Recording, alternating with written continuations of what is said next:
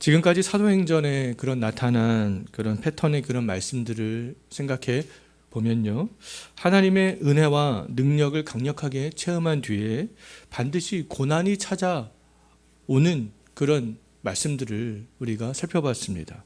다락방에 모인 이 120명이 오순절에 성령의 은혜를 강력하게 경험하잖아요. 근데 그 이후에 어떤 일이 있었습니까? 많은 사람들이 저 사람들 술에 취한 것이 아닌가? 그 조롱하는 그런 말들을 들어야만 됐습니다. 또 베드로의 설교를 통해서 3,000명이 변화되고 5,000명이 변화되는 그런 놀라운 일들이 있었지만 그 이후에 베드로와 요한은 옥에 갇히고 또 공회에서 신문을 받게 되었습니다. 또한 사도들이 행한 표적과 그런 기사를 통하여서 이제 복음이 예루살렘을 넘어서 예루살렘 부근에까지 그렇게 확장해 나갔지만 사도들은 또다시 옥에 갇히게 되었고요. 또다시 공회에 끌려가서 신문을 받게 되었습니다. 지난주 우리는 헬라파 과부들이 구제에서 제외되는 문제를 온 교회가 합심하여서 해결한 말씀에 대해서 살펴봤는데요. 지금까지 사도행전의 그런 패턴으로 볼 때 오늘 본문에서 우리가 어떤 말씀들을 예상할 수 있겠어요? 또다시 고난에 직면하는 것들을 예상을 할 수가 있습니다. 7 집사 중에 한 사람으로 택함을 받은 스데반은 교회의 문제를 해결했지만 이제 고난에 직면하게 되고요. 더 나아가서 다음 주에 살펴볼 거지만 죽음에 이르게 됩니다. 죽음에 이르게 됨으로 인하여서 신약 교회 최초의 순교자가 되는 것을 볼 수 있어요. 신구약 시대를 막론하고 하나님이 죄인들을 구원의 그런 방식은요, 또 하나님 나라를 확장해 가는 방식은 동일합니다. 하나님은 먼저 자기 백성을 부르신다는 거예요. 은혜를 주셔서 자기 백성을 부르십니다. 이후에 이제 그 은혜를 받은 그 사람들이 하나님을 위해서 또 믿음을 지키는 삶을 살아가게 되고 또 복음을 증거하는 삶들을 살아가게 되잖아요. 이 하나님의 은혜를 경험한 사도들은 이후에 또 2번 갇히고 2번 공회에서 신문을 받게 되지만 주께서 주신 그런 사명들을 온전히 감당해 나가는 것들을 볼 수 있습니다. 그러므로 말미암아서 하나님의 백성들이 날마다 증가해 나갔던 것들을 볼 수 있었잖아요. 하나님의 은혜를 경험한 스데반도 동일한 그런 길들을 가고 있는 것을 볼 수 있어요. 하나님의 은혜를 먼저 스데반도 아주 강력하게 경험했습니다. 그 은혜 때문에 하나님께서 원하시는 그런 길, 하나님께서 원하시는 그런 인생의 삶들을 살아가는 것들을 볼 수 있는데요. 그래서 스데반도 맡겨진 사명들을 온전히 감당해 나가는 것들을 볼 수 있어요. 우리는 오늘 본문을 통해서 이 교회의 문제를 해결했던 스데반 집사가 또 어떤 이유에서 고난에 직면하게 되는지, 그리고 그 고난의 상황에 직면했을 때 어떤 믿음의 모습을 보이는지에 대해서 우리가 좀 살펴보도록 하겠습니다. 우리 정말 기독교는 정말 사람들에게 복음의 내용을 선포하고요, 또 설명하고 설득해 나가는 그런 종교가 되겠습니다. 이 땅에 오신 예수님도 오순절과 솔로몬 행각에서 설교한 베드로도 오늘 본문에 있는 스데반 집사도요, 그 동일한 패턴들을 따르고 있습니다. 사람들에게 복음을 선포하잖아요. 그리고 필요에 따라서 그 복음의 내용들을 사람들이 이해할 수 있도록 설명합니다. 또 믿으라고 촉구하죠. 설득하고 권면합니다.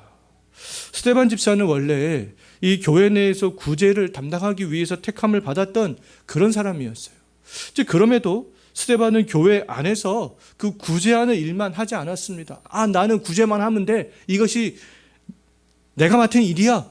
그렇게 생각을 하지 않았다라는 것이죠. 스데반 집사가 그럼 어떤 사역을 했는지 8절 한번 보시기 바라겠습니다. 스데반 집사가 어떤 사역을 했습니까?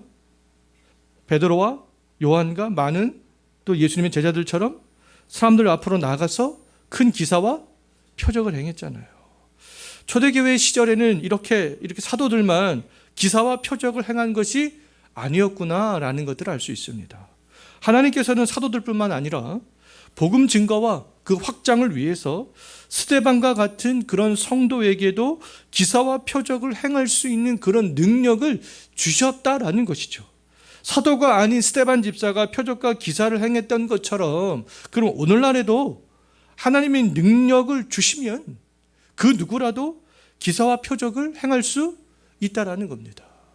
어떠한 기사와 표적을 행할 수 있는 그런 집단들이 따로 있는 것이 아니다라는 겁니다.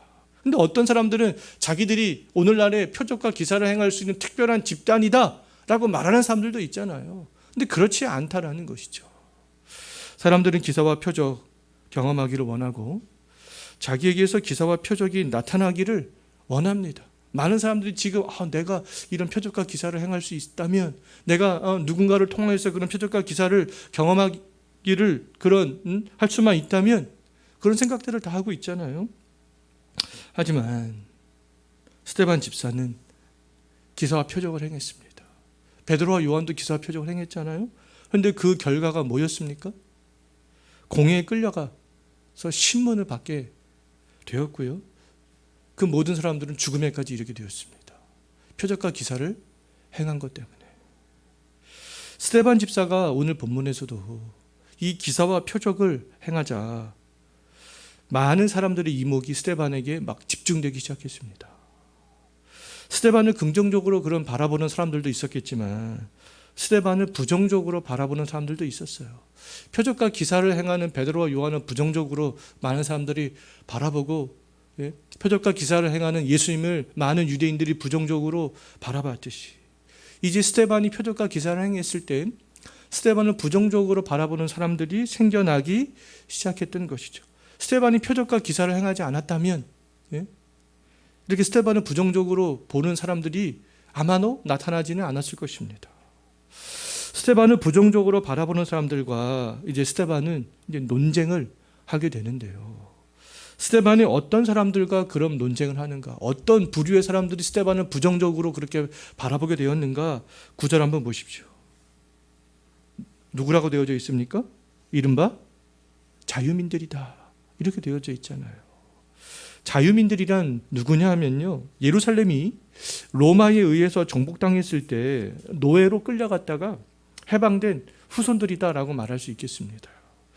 노예 신분에서 해방된 자유민들의 출신들이 쭉 언급이 되어져 있잖아요. 어디라고 언급되어져 있습니까? 구레네, 알렉산드리아. 구레네와 알렉산드리아는 지금의 북아프리카에 있는 도시가 되겠습니다. 리비아, 애굽에 있는 그런 도시가 되겠는데요. 그 북아프리카에서부터 길리기아와 소아시아에 이르기까지 다양한 지역에서 살다가 이제 예루살렘으로 돌아온 사람들이 있었습니다. 그들은 예루살렘으로 돌아와서 유대인들이 모이는 회당과는 구별된 자신들만의 회당을 중심으로 해서 이제 모이기 시작했던 것이죠. 그럼에도 이 자유민들의 회당에 모이는 사람들의 어떤 종교관은요, 유대인들의 회당에 모이는 사람들과 동일했습니다. 스데반이 증거한 그 복음은 예수님의 말씀과 사도들이 증거한 복음과 동일했잖아요. 근데 자유민들이 모였던 회당에 모였지만, 그들은 유대인들과 구별된 그런 회당에 모였지만 유대인들의 종교관과 이 자유민들의 종교관은 동일했어요. 스데반이 예수님과 사도들과 종교관과 동일했던 것처럼요.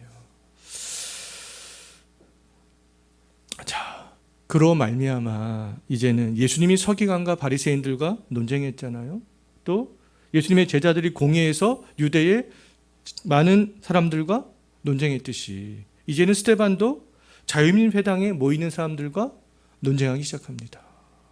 예수님과 사도들의 터 위에 있지 않은 말씀은 근데 거짓된 말씀이잖아요. 예수님을 공격했던 유대인들, 대제사장들, 서기관들, 바리새인들, 정말 사도들을 옥에 가두었던 제사장들, 지금 스데반과 논쟁을 벌이는 자유민들, 그들은 다 예수님을 믿는 믿음의 터 위에 서 있지 않았던 그런 사람들이었습니다.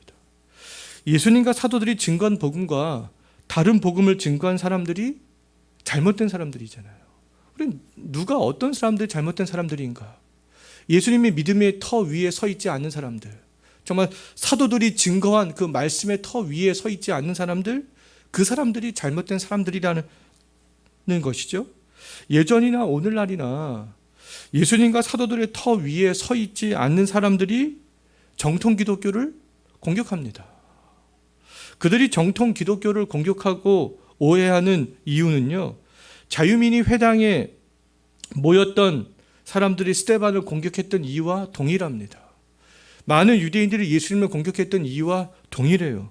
그 이유는 예수님께서 말씀하셨듯이 성경도 하나님의 능력도 알지 못하기 때문에 그렇습니다.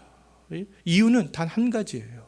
그들은 성경을 보지만 성경을 알지 못하는 것이죠. 하나님의 능력을 안다라고 하지만 하나님의 능력도 알지 못하고 있는 것이기 때문에 그렇습니다. 수많은 이단들과 세상의 불신자들은 성경도 하나님의 능력도 알지 못하는 사람들이다 라고 말할 수 있어요. 우리들은 스데반처럼 이와 같은 사람들과 언제든지 논쟁하는 상황에 직면하게 될 수 있습니다. 나의 남편이 될 수 있어요. 자녀가 될 수도 있습니다. 친구가 될 수도 있고 직장 상사가 될 수도 있어요. 우리보다 많은 다수의 사람들이 될 수도 있고요. 나보다 많은 힘과 경제력을 가진 사람일 수도 있습니다. 근데 그들과 또 논쟁하는 나는 스데반처럼 혼자일 수도 있어요. 지금 스데반은 혼자 그 많은 자유민들과 지금 논쟁을 하고 있는 거잖아요. 그러한 상황에 직면했을 때 우리가 흔들리지 않고 견고하게 우리를 지켜줄 수 있는 것은 뭐냐 하면 바로 진리의 말씀입니다. 예수님을 믿는 그 믿음.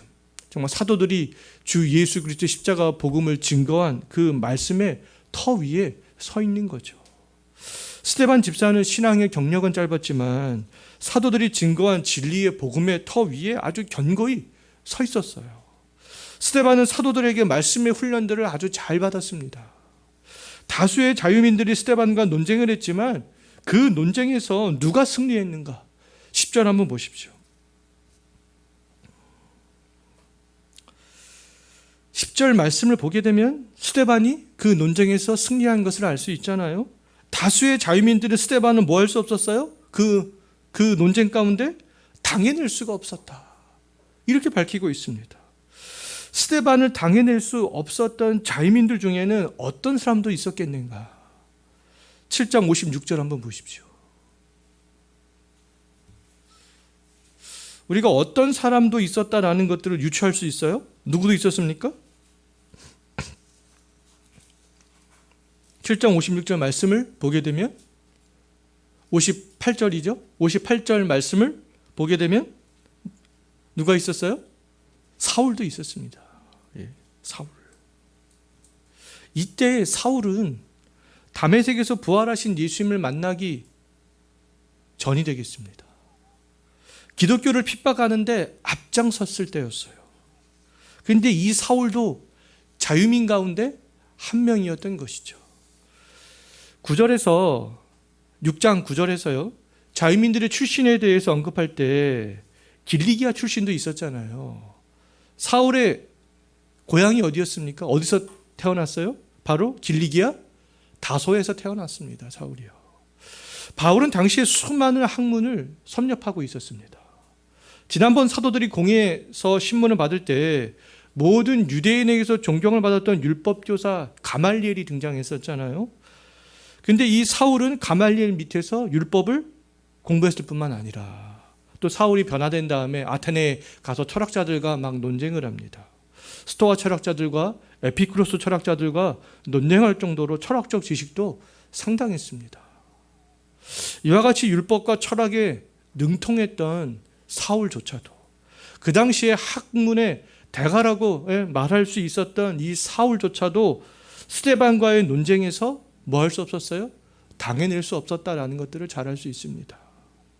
스데반이 어느 정도 학문이 있었는지 우리는 알 수가 없지만 그러나 한 가지 확실한 것은 뭐냐면 다수의 자유민들도 학문이 높았던 바울도 스데반을 당해낼 수가 없었다라는 겁니다. 예전에 18세기 그 영국에서도요, 이 구두를 수선하거나 이 농부들도 논쟁을 하게 되는 경우가 있었는데요.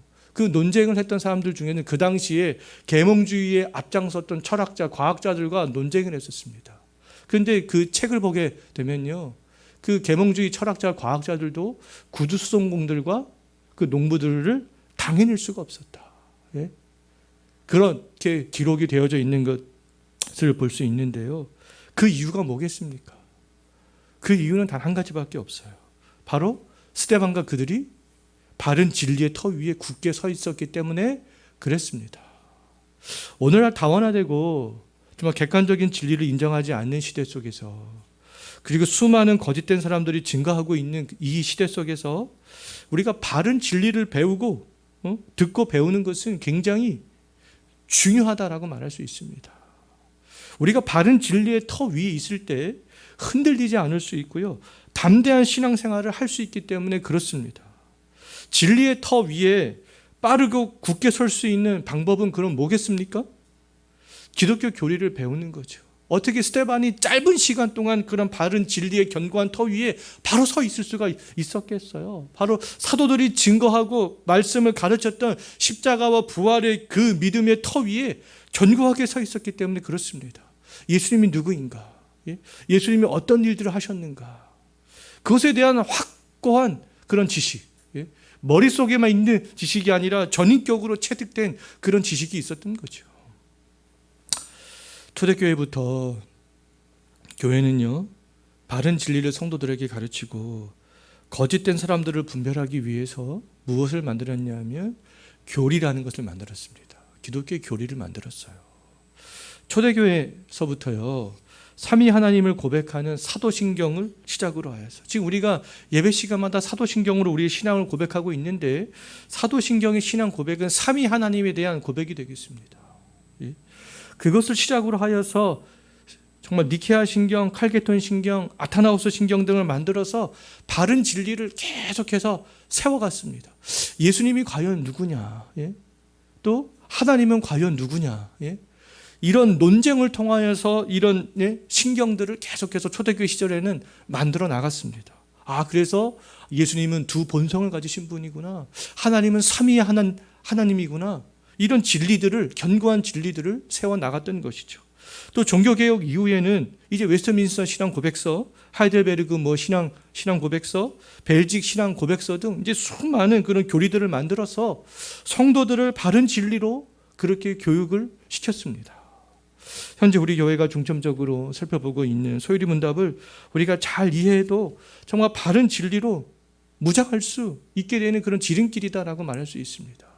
신앙생활을 오래 하신 분들은 그 들어보면 다 아는 얘기잖아요. 그럼에도 불구하고 그것들을 우리가 확실하게 모르기 때문에 우리의 신앙이 흔들릴 수밖에 없습니다.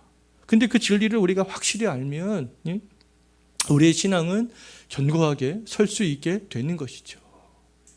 우리가 그것들을 전인격적으로 잘 알고 구슬이 잘 엮여져서 하나로 잘 엮여져 있듯이 그 교리의 말씀들 1문부터 107문까지 소유리 문답들이 하나의 구슬이 꿰듯이 하나로 쭉 그렇게 꿰어져서 앓을 정도가 되면요, 우리가 바른 진리의 그런 견고한 터 위에 설 수가 있게 되는 것이죠. 누구라도 그 교리의 말씀으로 논쟁할 수 있고 변호할 수 있고 복음을 선포할 수 있게 될 수 있습니다. 그리고 또 우리가 지금 매주 수요일마다 하고 있는 구속자적인 성경 개관을 들으면서 성경을 읽어 나간다면요, 스데반 집사보다 더 풍부한 성경적 지식을 소유할 수 있어요. 스데반 집사가 교리와 성경적 지식을 더 많이 알겠습니까? 아니면 오늘날 우리가 더 많이 알겠습니까? 오늘날 우리가 훨씬 더 많이 알고 있습니다. 훨씬 더 많이 알고 있어요. 하나님께서 우리에게 원하시는 것은요, 복잡한 것이 아니라는 거죠. 바른 진리의 터 위에 있는 그것을 하나님께서는 우리에게 원하고 있습니다. 바른 진리의 터 위에 서 있는 사람만이 우리의 영원한 표대 되시는 주 예수 그리스도를 바라보면서 우리의 영혼이 천국으로 향해 나아갈 수 있게 되는 것이다 라고 말할 수 있어요. 스데반과 자유민들과의 큰 차이점의 첫 번째가 뭐였습니까?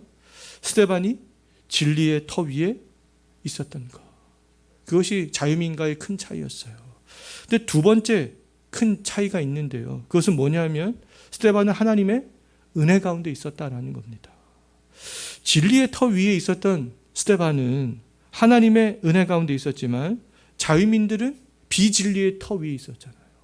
그렇기 때문에 하나님의 은혜를 공급을 받을 수가 없었던 것이죠. 하나님의 은혜를 받을 수 있는 방편 세 가지가 뭐라고 그랬습니까? 말씀과 기도와 성례가 되는 거잖아요. 말씀은 우리가 진정한 교회의 표지가 뭐라고 그랬습니까? 정당한 말씀의 선포. 말씀이 아니라 정당한 말씀의 선포. 그 진리의 말씀을 선포하는 것을 통하여서 하나님의 은혜 가운데 거할 수 있게 되는 것이죠. 자유민들도 말씀을 갖고 있었지만, 말씀을 보고 듣고 배웠지만 그들은 비진리의 터 위에 있었습니다. 정당한 말씀이 아니었던 거죠. 진리의 터 위에 있었던 스데반과 이 거짓된 말씀의 터 위에 있었던 자유민과의 이제 큰 차이가 있는데요. 먼저 어떤 차이가 있냐면, 스데반에게는 있었지만 자유민에게는 없었던 것이 있습니다. 8절과 10절과 15절 한번 보십시오. 8절과 10절과 15절 한번 보십시오. 스데반에게만 있어, 진리의 견고한 터 위에 서 있었던 스데반에게만 이것이 있었습니다. 8절에 무엇이 있었습니까? 스데반에게 은혜와 권능이 충만했어요. 또 10절에 한번 보십시오. 무엇으로 논쟁했습니까? 지혜와 성령으로 논쟁했다. 또 15절 한번 보십시오. 스데반의 얼굴이 지금 무엇과 같다고 했습니까? 천사의 얼굴과 같다. 이것은 스데반에게만 있었던 것이죠. 반면 스데반에게는 없었지만 자유민들에게는 있었던 것이 있습니다. 그것이 무엇인가? 먼저 11절 한번 보십시오. 자유민들에게는 무엇이 있었습니까? 사람들을 돈으로 매수하는 것이 있었어요. 그들은 정당한 말씀이 없었기 때문에 지금 이런 행위를 하고 있는 거죠. 또 12절 한번 보십시오. 그들은 어떤 행동을 했습니까? 백성과 장로와 서기관들을 충동하여 스데반을 어디로 지금 잡아왔어요? 공회로 끌고 왔잖아요. 또 13절도 한번 보십시오. 그들에게는 무엇이 있었어요? 어떤 행동을 했습니까? 공회에서 거짓 증인들을 세웠습니다. 진리의 터 위에 서 있었던 스데반은 계속해서 진리로 이렇게 무장하고 하나님의 은혜 가운데 나아갔지만, 진리로 위장했던 자유민들은 지금 사람들을 매수하고 거짓으로 사람들을 선동해 나가는 그런 모습들을 볼 수 있잖아요. 오늘날도 거짓과 선동을 일삼는 이단들이 많이 있습니다. 비진리의 터 위에 서 있는 그런 사람들이 많이 있어요. 신약의 교회 역사 2000년을 무시하고 진리의 터 위에 설 수 없음에도 불구하고 그들은 사도행전부터 시작된 신약 교회 2000년 역사를 완전히 무시해버리잖아요. 자유민들이 자신들이 정통이요 진리라고 생각했던 것처럼 그들도 자신들이 정통이요 진리의 터 위에 서 있다라고 생각을 하고 있는 거죠. 그들은 정통교회 다니는 사람들을 현혹시키기 위하여서 자유민들처럼 온갖 거짓으로 위장하는 것을 볼 수 있어요. 그들은 정통교회 교인들에게 신뢰감을 주기 위해서 또 각종 언론 매체를 이용하여서 선동해 나가는 것들을 볼 수 있습니다. 모 이단들은 공신력 있는 월간지 등의 자신들의 활동 내용을 기사화하여서 자신들이 바른 집단인 것처럼 그렇게 위장해 나가는 것들을 볼 수 있어요. 비진리의 터 위에 있는 사람들도 얼마든지 사탄이 주는 권능으로 충만할 수 있습니다. 사탄의 권능으로 충만할 수 있어요. 악한 영으로 얼마든지 말할 수 있고요. 광명한 천사처럼 보이게 할 수도 있습니다. 하지만 비진리의 터 위에 있는 자유민들에게는 스데반에게 없는 것이 있다라는 것이죠. 거짓과 선동입니다. 위장하는 거예요. 오늘날 많은 이단들이 거짓으로 유혹하고 위장하여서 정통 교인들에게 접근하는 사람들이 또 굉장히 많이 있잖아요. 사람들을 돈으로 매수하고 거짓 증인들을 세우고 그 세상의 유력한 권력자들을 선동하여서 이용하는 것은 바로 비진리의 터 위에 서 있다라는 것들을 아주 분명하게 보여주는 그런 행위들이 되겠습니다. 기독교 안에는 하나님에게 거짓이 있어요, 없어요? 하나님에게 거짓이 없잖아요. 그런데 어떻게 비진리와 거짓과 선동과 매수와 그런 것으로 자기들이 정통 위에 서 있다라고 말할 수 있겠습니까? 스데반에게나 우리들에게나 정말 동일하게 필요한 것은 진리와 하나님이 주시는 은혜와 권능과 지혜와 성령으로 충만해지는 것이죠. 그것은 정당한 말씀 아래 있는 사람들만이 누릴 수 있는 그런 은혜가 되겠습니다. 이 모든 것들은 바른 진리의 터 위에 서 있지 않은 사람들은 누릴 수 없는 것들이 되겠어요.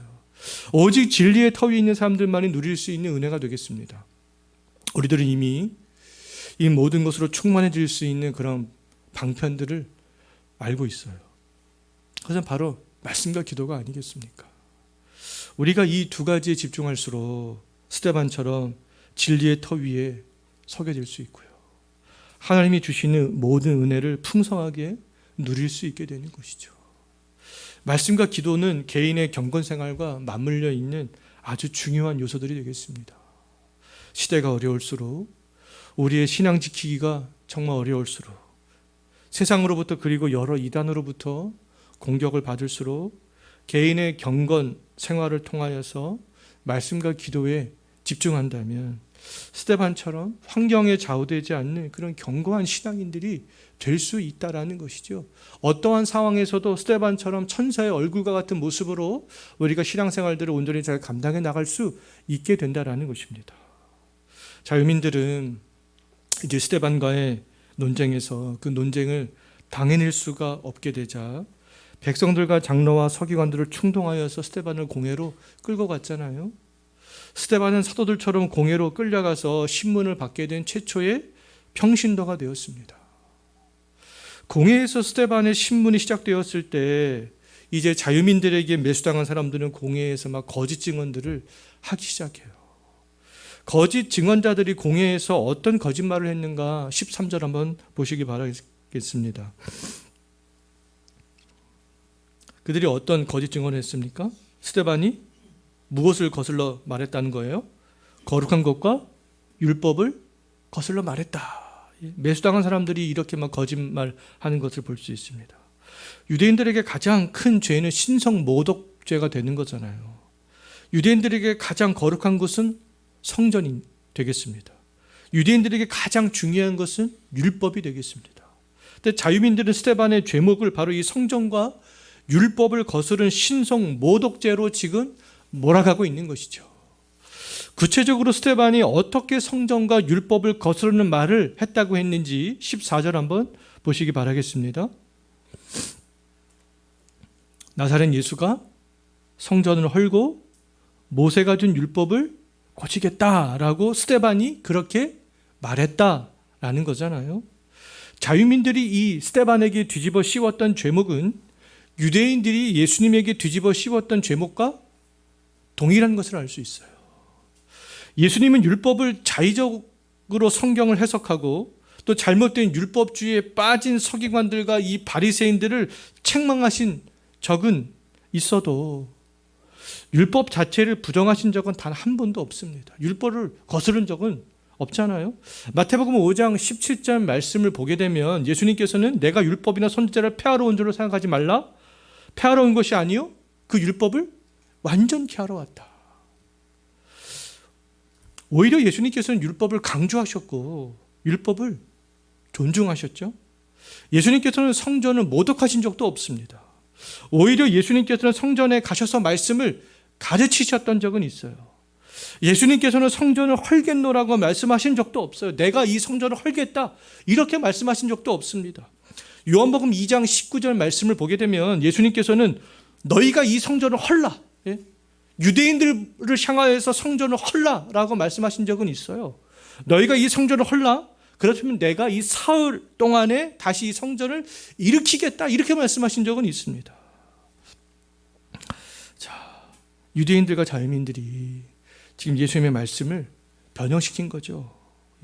조금 이렇게 살짝 이단들처럼 변형시켜서 말하는 것들을 볼 수 있는데요.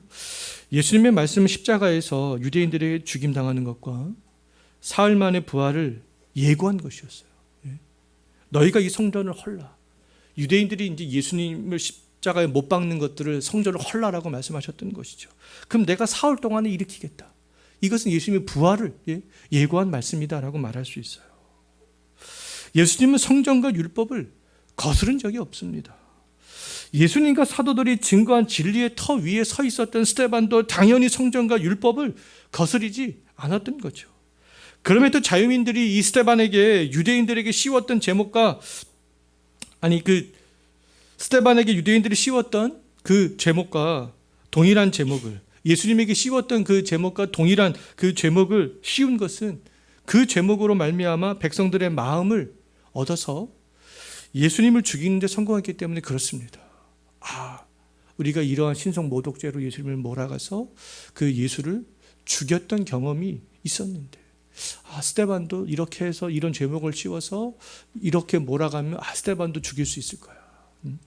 그들은 그렇게 생각했던 것이죠. 동일한 예수님을 죽였던 동일한 죄목이라면 스데반도 많은 백성들의 마음을 얻어서 죽일 수 있을 것으로 확신했던 거죠. 성령이 충만했던 스데반은 그 거짓 증언자들에게 이제 모함을 받으면서도 어떤 얼굴이었어요? 천사의 얼굴이었잖아요. 거짓 증언자들의 모함을 받으신 예수님이 십자가에서 하나님의 뜻을 정말 생각할 수 있었듯이 옥에서 공회에서 끌려가서 매맞고 풀려난 사도들이 기쁨으로 하나님을 복음을 증거하는 일을 했듯이 정말 스데반도 동일한 상황에서 하나님의 그런 영광들을 생각했습니다. 때문에 스데반은 위축되거나 당황하거나 그러지 않았어요. 오히려 천사의 얼굴을 하고 있었습니다. 하나님을 향한 그런 영광의 그런 모습들을 내뿜고 있었던 것이죠. 교회 성도들에게 택함을 받은 스데반은 성령과 지혜가 충만하고 사람들에게 칭찬을 받는 집사로서 자격을 충분하게 갖추고 있는 그런 사람들이었어요. 충분한 집사의 그런 자격을 갖춘 스데반은 교회 안에서 발생한 그런 구제의 문제를 온전히 잘 해결했을 뿐만 아니라 복음 증거자의 사명도 잘 감당해 나갔습니다. 스데반이 복음 증거자의 사명을 온전히 감당해 나갈 수 있었던 그 이유는 진리의 터 위에 이 스데반이 견고하게 서 있었기 때문에 그렇고요. 하나님의 은혜와 권능이 충만했기 때문에 그렇습니다. 거짓 증언자들의 그 모함 속에서도 은혜 충만했던 스데반의 얼굴은 하나님의 존전에 있는 천사들처럼 이렇게 영광스러울 수밖에 없었던 것이죠. 스데반을 보면서 우리들도 하나님께서 우리에게 맡기신 일들을 교회 안과 교회 밖에서 잘 감당해 나가고 있는지, 그 일들을 감당해 나가기에 충분한 진리의 말씀에 그 터 위에 서 있는지, 하나님의 은혜가 정말 충만한지, 그 은혜를 내가 또 사모하고 있는지, 주의 일을 하는 내 얼굴도 하나님의 영광으로 정말 사로잡혀 있는지, 그것들을 진지하게도 고민해 보는 한 주가 되었으면 좋겠습니다. 기도하겠습니다. 주님, 하나님께서 우리를